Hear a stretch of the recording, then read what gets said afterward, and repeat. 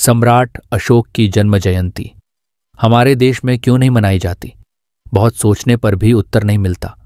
आप भी इन प्रश्नों पर विचार करें जिस सम्राट के नाम के साथ संसार भर के इतिहासकार महान शब्द लगाते हैं, जिस सम्राट का राज चिन्ह अशोक चक्र भारतीय अपने ध्वज में लगाते हैं, जिस सम्राट का राज चिन्ह चारमुखी शेर को भारतीय राष्ट्रीय प्रतीक मानकर सरकार चलाते हैं और सत्यमेव जयते को अपनाया है, जिस देश में सेना का सबसे बड़ा युद्ध सम्मान सम्राट अशोक के नाम पर अशोक चक्र दिया जाता है,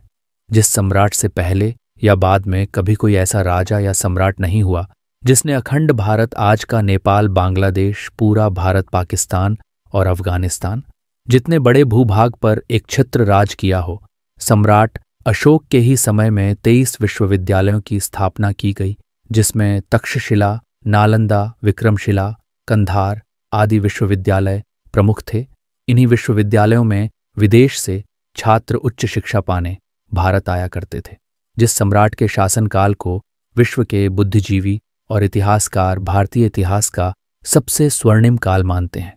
जिस सम्राट के शासनकाल में भारत विश्व गुरु था सुने कि चिड़िया था, जनता खुशहाल और भेदभाव रहित थी, जिस सम्राट के शासनकाल में सबसे प्रख्यात महामार्ग ग्रेट ट्रंक रोड जैसे कई हाईवे बने, 2000 किलोमीटर लंबी पूरी सड़क पर दोनों ओर पेड़ लगाए गए सराएं बनाई गईं, मानव तो मानव पशुओं के लिए भी प्रथम बार चिकित्सा घर हॉस्पिटल, खोले गए पशुओं को मारना बंद करा दिया गया।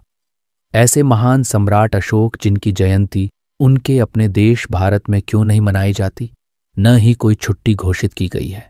दुख है कि जिन नागरिकों को ये जयंती मनानी चाहिए वो अपना इतिहास ही भुला बैठे हैं, और जो जानते हैं वो ना जाने क्यों मनाना नहीं चाहते। जो जीता वही चंद्रगुप्त ना होकर जो जीता वही सिकंदर कैसे हो गया, जबकि ये बात सभी जानते हैं कि सिकंदर की सेना ने चंद्रगुप्त मौर्य के प्रभाव को देखते हुए ही लड़ने से मना कर दिया था। बहुत ही बुरी तरह से मनोबल टूट गया था